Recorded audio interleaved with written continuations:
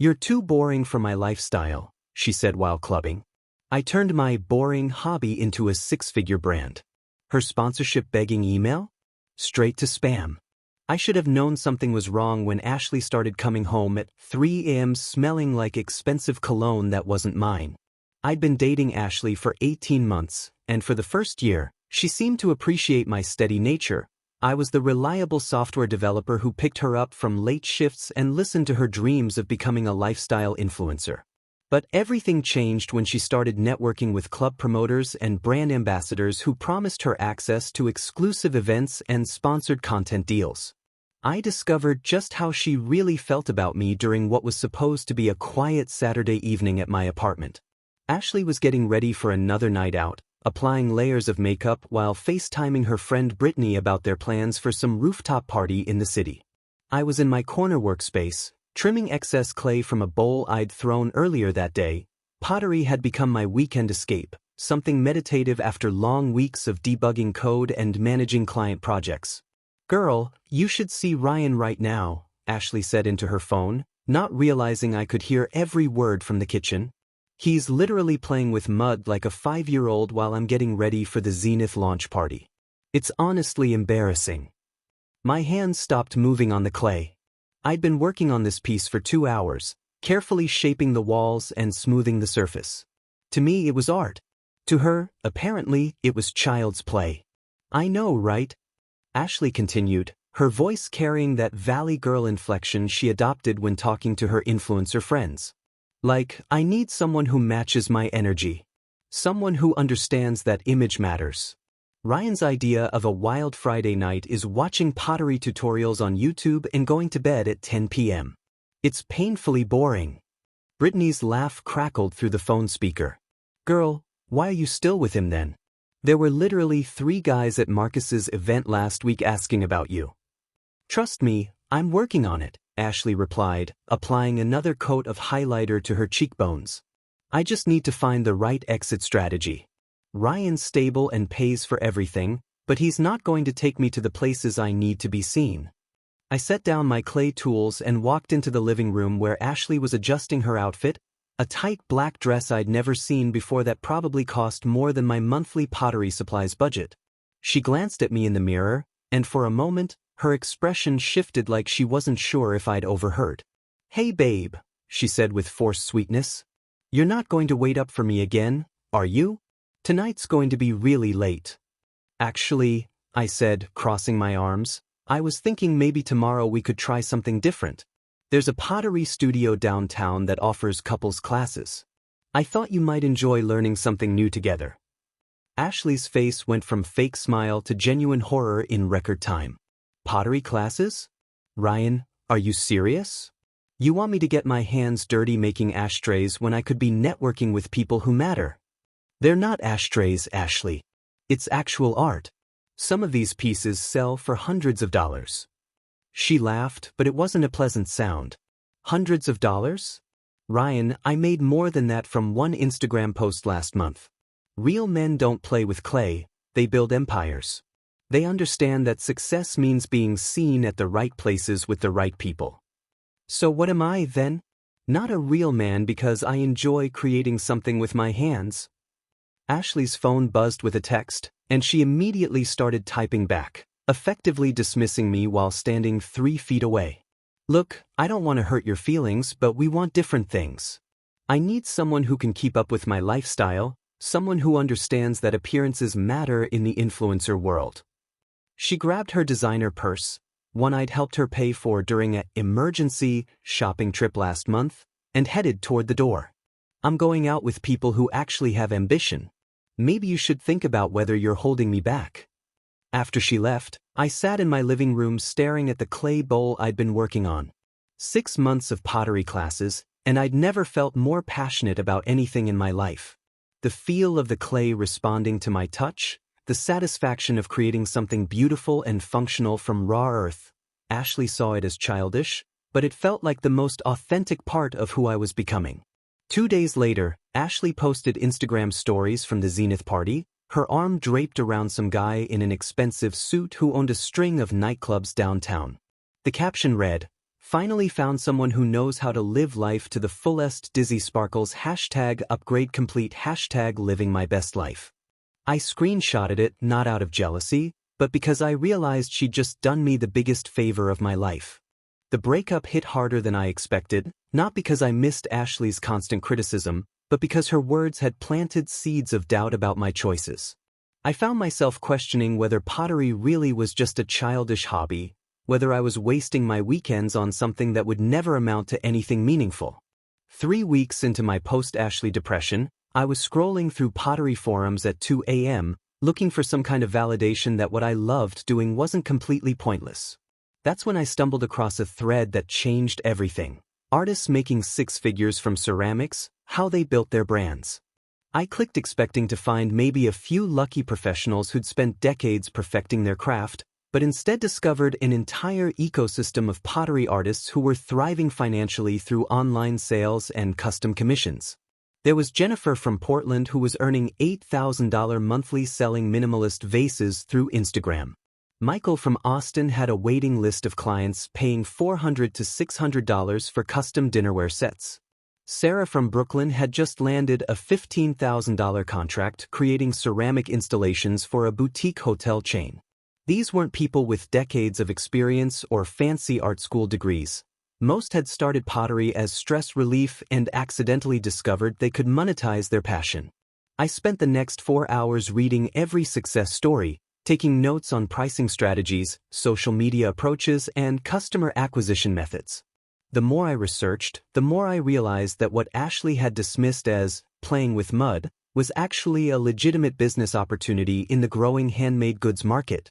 I started documenting my pottery process the next weekend, not with any grand business plan, but simply because reading those success stories had reignited my excitement about creating.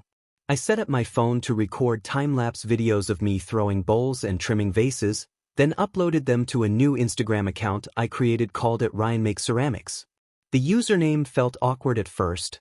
I wasn't sure I deserved to call myself someone who makes ceramics when I was still learning basic techniques.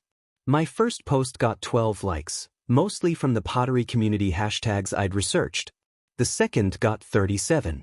By the end of my first week posting, I had gained 200 followers and received my first direct message from someone asking if I sold my pieces.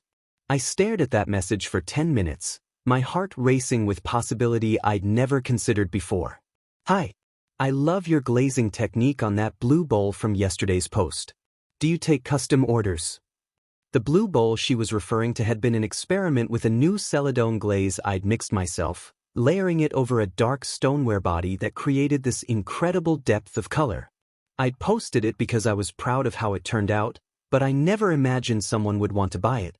I messaged her back. "I haven't sold pieces before, but I'd be interested. What kind of custom work were you thinking?" Within 24 hours, we'd negotiated my first commission, a set of 4 dinner bowls with matching small plates in her favorite blue glaze. Total price $320. I was stunned that someone would pay that much for pottery I'd made in my garage, but when I researched similar pieces online, I realized my pricing was actually conservative compared to established ceramic artists. I spent the next 2 weeks obsessing over those bowls, testing different clay bodies and glaze combinations until I achieved exactly the color and finish the customer wanted. When I packaged them for shipping, I included a handwritten note thanking her for being my first customer and explaining the inspiration behind the glaze technique. She posted photos of the bowls on her own Instagram 3 days later, tagging my account and raving about the quality and uniqueness of the pieces. That single post brought me 47 new followers and 6 more inquiries about custom orders. By the end of month 1, I'd completed 5 commission orders totaling $1,180 in sales. The money was nice, but what really shocked me was how much I enjoyed the business side of pottery, talking with customers about their vision, problem-solving design challenges, and seeing my pieces being used and appreciated in people's homes. Ashley had always complained that I lacked ambition, that I was content with mediocrity while she was reaching for something bigger. But as I calculated my first month's revenue and planned my next batch of pieces, I realized I'd found something that combined my creative passion with genuine entrepreneurial potential.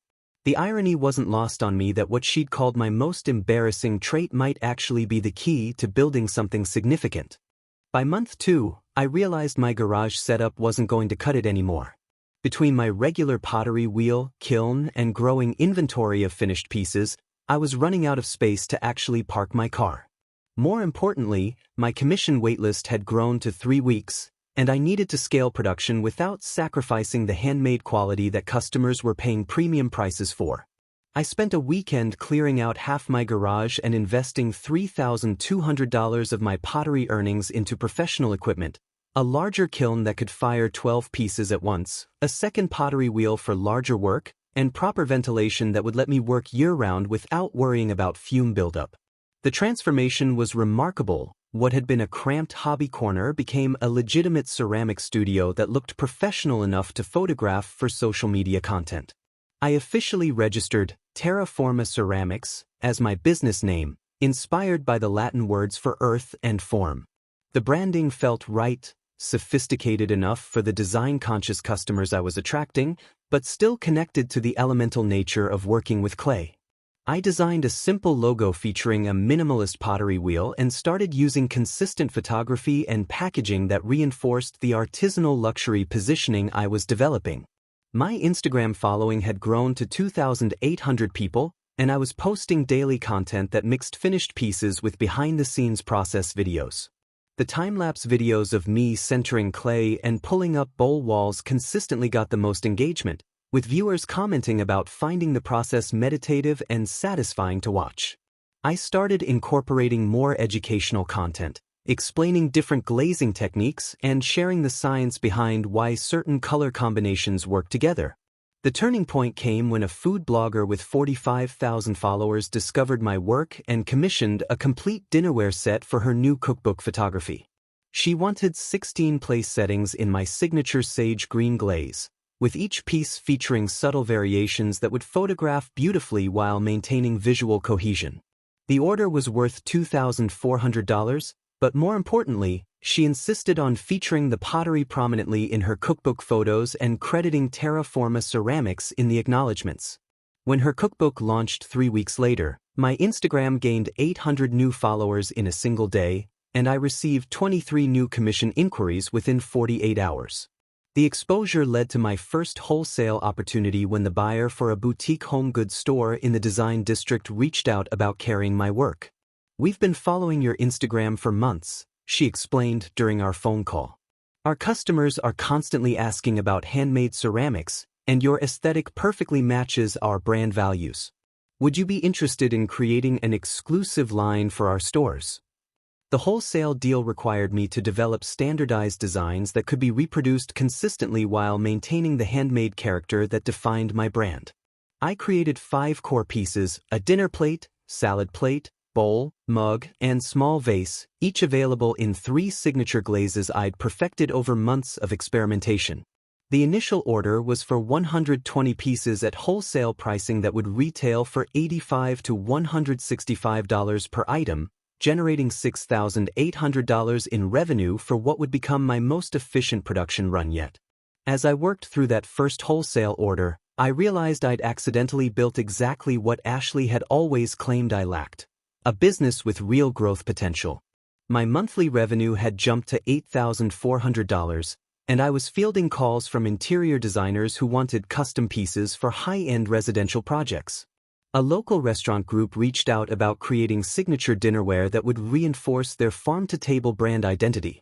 The waiting list for private pottery workshops I'd started offering was booked solid for the next 2 months at $180 per session.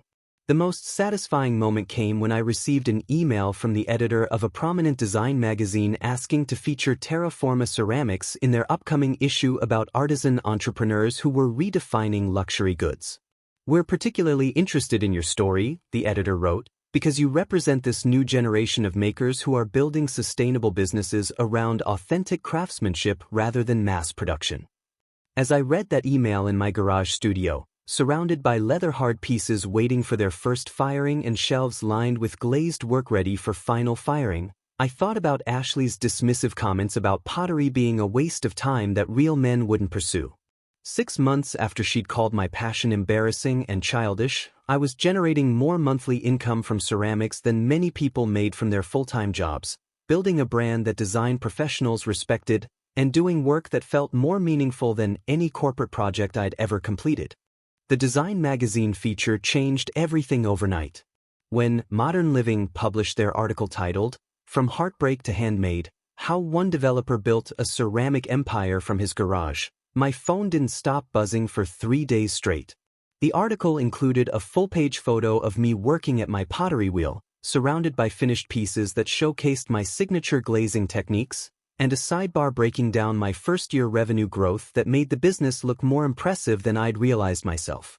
Within 48 hours of the magazine hitting newsstands, I received calls from 2 television producers interested in featuring my story on morning shows. The first was a segment about Americans finding success through creative side hustles, and the second wanted to explore the broader trend of millennials choosing handcrafted goods over mass-produced alternatives. Both interviews went better than I expected. Talking about pottery felt natural when the hosts were genuinely curious about the process and business model rather than treating it like a quirky hobby. The morning show appearances triggered a surge of interest that crashed my website twice in 1 week. I had to quickly upgrade my hosting plan and implement a waiting list system for custom commissions because I was receiving more orders than I could physically complete in 6 months. My Instagram following jumped from 4,200 to 18,600 followers, and suddenly I was getting tagged in posts by interior designers, lifestyle bloggers, and even a few celebrities who discovered my work through the magazine coverage. The most surprising development was hearing from investors. A venture capital firm that specialized in scaling artisan brands reached out about potential funding opportunities. "We see tremendous potential in Terra Forma Ceramics," the partner explained during our video call. "Your revenue growth, brand aesthetic, and customer loyalty metrics suggest this could scale significantly beyond a one-person operation." The conversation was surreal. 6 months earlier, Ashley had criticized me for lacking business ambition, and now professional investors were discussing million-dollar growth projections for my pottery business. I wasn't ready for that level of expansion yet, but I appreciated understanding that what I'd built had legitimate commercial value beyond my personal satisfaction. More immediately impactful was the celebrity attention. A prominent actress who was renovating her Malibu home commissioned a complete dinnerware collection after seeing my work featured in the magazine. Her order was worth $8,400, but the real value came when she posted photos of her custom pieces on Instagram, crediting Terra Forma Ceramics to her 2.3 million followers. That single post generated more exposure than all my previous marketing efforts combined. My pottery workshops became the hottest ticket in the city's creative community. I was charging $280 per 3-hour session and booking out 4 months in advance. Participants weren't just learning pottery techniques. They were paying for the experience of learning from someone whose story had captured media attention. Many were professionals looking for creative outlets from their corporate jobs, and several mentioned that my journey from software development to ceramic entrepreneurship had inspired them to reconsider their own career priorities. The workshop income was becoming substantial enough to hire my first employee.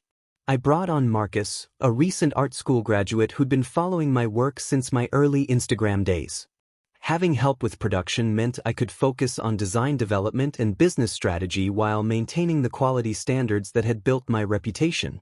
Marcus proved invaluable not just for his pottery skills, but for his fresh perspective on social media marketing and customer engagement strategies. The financial milestone that really hit me was calculating my quarterly revenue. Terra Forma Ceramics had generated $47,200 in 3 months, putting me on track for a 6-figure annual business. The numbers were impressive enough, but what felt even more significant was the sustainability of the growth. I wasn't just riding a temporary wave of media attention, I was building systems and developing products that could support long-term success. As I reviewed those numbers in my garage studio, I thought about Ashley's Instagram post from 9 months earlier, "Finally found someone who knows how to live life to the fullest." The irony was perfect. While she'd been chasing the appearance of success through nightclub connections and brand partnerships, I'd been building something authentic that was generating real financial results and personal fulfillment. The pottery she'd mocked as childish mud-playing had become exactly the kind of ambitious venture she'd always claimed to want in a partner. The holiday season brought the financial milestone I'd been working toward since that first $320 commission order. Between Black Friday online sales, custom holiday gift orders, and last-minute commission requests, Terraforma Ceramics officially crossed the six-figure threshold in December. My annual revenue hit $127,800, transforming what had started as therapeutic pottery sessions into a legitimate business that was outperforming many traditional careers. The numbers were staggering when I calculated them properly. I was earning more from ceramics than I had from my software development job, with significantly better profit margins and infinitely more personal satisfaction. The holiday rush forced me to make some serious business decisions about scaling and growth. My garage studio was completely maxed out, with every available surface covered by pieces in various stages of completion. I was working 14-hour days trying to keep up with demand, and even with Marcus helping full-time, we couldn't maintain reasonable delivery timelines without compromising quality. After touring several commercial spaces, I found the perfect studio in the Arts District, 2,400 square feet with high ceilings, excellent natural light, and enough space for multiple pottery wheels and kilns. The lease was intimidating at $4,800 monthly, but my revenue projections supported the investment, and having a professional space would allow me to expand workshops and hire additional staff. Moving to the new studio felt like graduating from hobbyist to serious entrepreneur. I invested $18,000 in professional equipment, 3 new pottery wheels, 2 large kilns that could handle production firing, and a proper glazing setup with ventilation that met commercial standards. The space included a dedicated photography area where I could create the high-quality product shots that had become essential for online sales and social media marketing. The studio transformation attracted even more media attention. A local business journal ran a feature about artisan entrepreneurs who were revitalizing the city's manufacturing sector through handcrafted goods. The article positioned Terraforma Ceramics as an example of how creative professionals could build sustainable businesses that competed effectively against mass-produced alternatives while maintaining authentic craftsmanship values. More importantly, the new space allowed me to implement systems that would support continued growth. I developed standardized production processes that maintained handmade quality while increasing efficiency. My signature pieces were now available in consistent colorways, and I'd created detailed documentation for glazing techniques so Marcus could replicate them reliably. We established a rotating firing schedule that ensured steady inventory turnover and predictable delivery timelines for custom orders. The workshop program expanded dramatically in the new space. I was offering beginner classes, intermediate technique workshops, and advanced master classes for serious pottery students. The sessions were booking solid at premium pricing, $320 for weekend intensives that included clay, glazing, and firing services. Many participants were repeat customers who appreciated learning in a professional environment from someone whose business success validated the commercial viability of ceramic artistry. The financial advisor I hired to help structure the business growth was impressed by the numbers and trajectory. Most artisan businesses plateau at much lower revenue levels, she explained during our quarterly review. Your combination of direct sales, wholesale accounts, and educational services creates multiple revenue streams that reduce risk while maximizing growth potential. She helped me establish business banking, implement proper accounting systems, and structure the company for potential expansion into online courses and licensing opportunities. As the year ended, I reflected on the transformation that had occurred since Ashley's dismissive comments about my pottery being childish and unmarketable. Terraforma Ceramics employed 3 people, occupied a professional studio space, and generated 6-figure revenue through products that design professionals and collectors valued highly. The waiting list for custom commissions extended 4 months, and my pieces were being featured in luxury homes and high-end restaurants across the region. The most satisfying aspect wasn't the financial success, though that was certainly validating, but the recognition that I'd built something authentic and sustainable around a passion Ashley had tried to shame me into abandoning. Every piece I created carried the satisfaction of proving that what she'd called worthless was actually incredibly valuable to people who appreciated genuine craftsmanship and artistic vision. The email arrived on a Tuesday morning while I was reviewing wholesale orders in my new studio office. The subject line read, "Collaboration Opportunity, Influencer Partnership Program," and the sender was listed as ashley.bennett@influencercollective.com, a professional email address that fooled me for exactly 30 seconds until I opened the message and recognized her writing style immediately. The email was a masterpiece of calculated opportunism disguised as legitimate business outreach. Ashley had clearly researched my success thoroughly, referencing specific pieces from my recent collections and mentioning my revenue growth in terms that suggested she'd been following my business journey closely. She presented herself as a representative of an exclusive influencer collective that specialized in partnering with artisan brands to create authentic sponsored content for design-conscious audiences. "Dear Ryan," the message began, using my full name instead of the casual familiarity we'd once shared.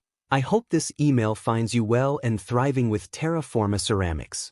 I've been following your incredible journey from software development to ceramic entrepreneurship, and I'm genuinely impressed by what you've built. Your story resonates deeply with our collective's values around authentic creativity and sustainable craftsmanship." The professional tone continued for 3 paragraphs, outlining her supposed credentials in influencer marketing and her track record of successful brand partnerships.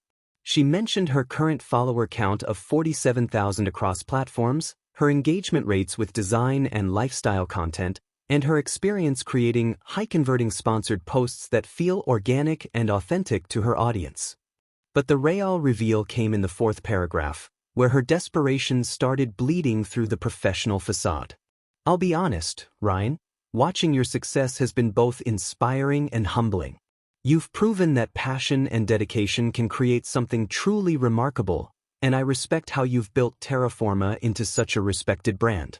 I know we have history, and I owe you apologies for how things ended between us personally, but I hope we can explore working together from a purely professional standpoint." The business proposal was elaborate and obviously well-researched. She suggested a multi-phase collaboration starting with Instagram posts featuring my pottery in lifestyle settings, followed by stories documenting her pottery journey using Terra Forma pieces, and culminating in a joint workshop series where she'd bring her social media expertise to help promote my classes to wider audiences. She even included a detailed media kit with analytics screenshots and examples of previous brand partnerships. What made the email particularly transparent was how she kept circling back to the personal angle while pretending to maintain professional boundaries. "I've learned so much about myself and what I value since we last spoke," she wrote. "Your dedication to craftsmanship and building something meaningful has really influenced my perspective on what constitutes authentic success. I find myself drawn to brands like Terra Forma that represent genuine artistry rather than just trendy aesthetics." The financial terms she proposed were surprisingly sophisticated: revenue sharing on direct sales generated through her content, flat fees for sponsored posts, and partnership percentages on any workshop participants she brought through her marketing efforts. She'd clearly studied influencer marketing extensively and understood how to structure deals that would benefit both parties. But the most telling part was her closing paragraph, where the professional mask slipped completely. "I know this might seem unexpected, and I understand if you need time to consider whether working together makes sense given our past. I want you to know that seeing your success hasn't made me bitter. It's made me realize what I lost when I didn't appreciate what you were building. I hope we can find a way to support each other's goals, whether that's through business collaboration or just as people who once cared about each other." I read the email 3 times, each reading revealing new layers of manipulation and calculation. Ashley had clearly positioned herself in the influencer space specifically to capitalize on trends like handcrafted goods and artisan entrepreneurship, exactly the market I'd succeeded in. Her timing wasn't coincidental. She'd waited until my business was established and profitable before reaching out, ensuring that any partnership would benefit her significantly more than me. The email signature included links to all her social media profiles, where a quick scroll revealed content that was obviously designed to appeal to the same audience that followed Terra Forma Ceramics. She was posting about sustainable living, supporting small businesses, and the value of authentic craftsmanship, a complete transformation from the nightclub lifestyle content she'd focused on when we were dating. Marcus knocked on my office door while I was staring at the email. "Hey boss, that ceramic artist from Portland is here for the studio tour. Should I show her around or did you want to handle it?" I closed my laptop and smiled. "I'll be right there. Just dealing with some spam that made it past my filters." As I walked toward the studio floor where a legitimate artist was waiting to discuss a potential collaboration based on mutual respect and shared creative values, I realized Ashley's email had given me the perfect opportunity to demonstrate exactly how much my life had improved since she'd dismissed my dreams as worthless. I screenshot Ashley's email before deleting it completely, then shared it anonymously in an entrepreneur forum I frequented, using it as a case study in opportunistic influencer behavior. The response was immediate and brutal. Dozens of business owners sharing similar stories of ex-partners or former friends who'd mocked their ventures only to come crawling back once those ventures became profitable. "Classic vulture behavior," one comment read. "They circle back when they smell money, not because they believe in what you're doing." Within hours, I'd blocked Ashley's email address and added her domain to my spam filters. Her Instagram handle, her LinkedIn profile, her phone number, everything went straight into the digital equivalent of a black hole. I'd learned from building Terraforma that energy spent on negative distractions was energy not invested in positive growth, and Ashley represented exactly the kind of parasitic thinking I'd worked hard to eliminate from my life. The timing of her email was particularly ironic because I was in the middle of launching my biggest expansion yet, an online pottery course platform called Terraforma Academy. After months of students requesting virtual access to my techniques, I'd partnered with a video production company to create comprehensive courses that could generate passive income while sharing my knowledge with a global audience. The first course, Mastering Ceramic Glazing, sold 847 enrollments at $297 each within the first week of launch. The platform represented everything Ashley's email had tried to exploit: authentic expertise, genuine value creation, and sustainable revenue streams built on real skill rather than manufactured influence. Instead of responding to Ashley's desperate outreach, I spent that energy on something infinitely more worthwhile. 3 weeks later, I was at the opening reception for Earth and Form, a gallery exhibition featuring my latest ceramic collection inspired by geological formations and natural textures. The pieces were my most ambitious work yet, large sculptural vessels that pushed beyond functional pottery into pure artistic expression, each one representing months of experimentation with new clay bodies and firing techniques. The gallery was packed with collectors, interior designers, and art enthusiasts who appreciated ceramics as legitimate fine art rather than just decorative objects. I was explaining the inspiration behind a particular piece, a tall vase with a crystalline glaze that mimicked mineral formations, when Elena approached with 2 glasses of wine and a smile that immediately caught my attention.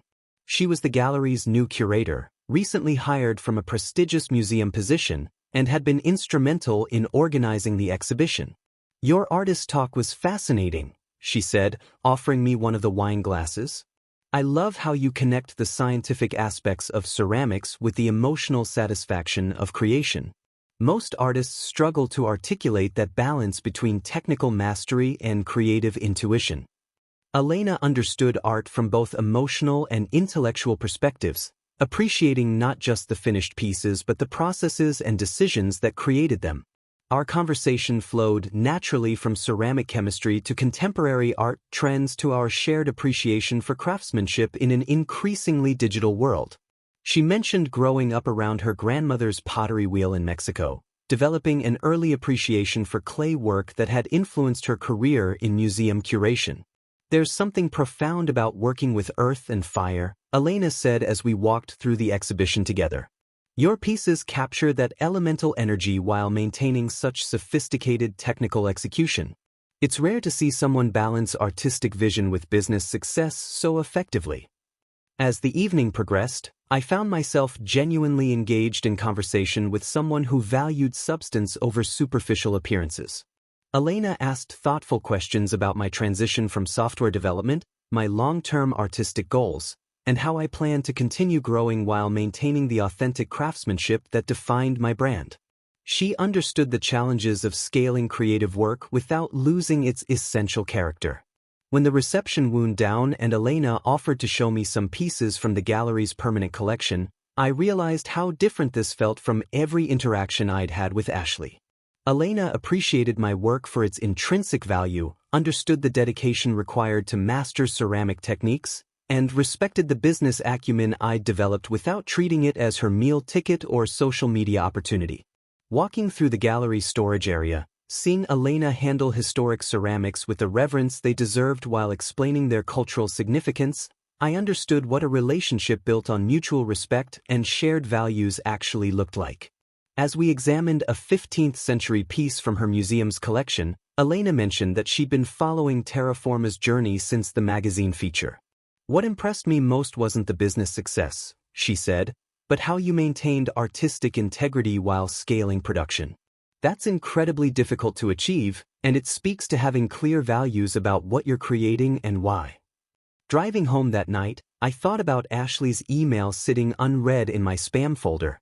While she'd been calculating ways to monetize my success for her own benefit, I'd been building something that attracted people who valued authenticity and craftsmanship for their own sake.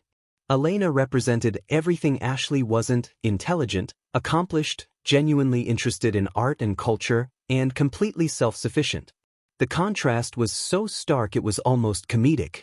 Ashley's dismissal of my pottery as boring and unmarketable had ultimately led me to discover not just financial success, but a creative community filled with people who shared my values about quality, dedication, and authentic expression.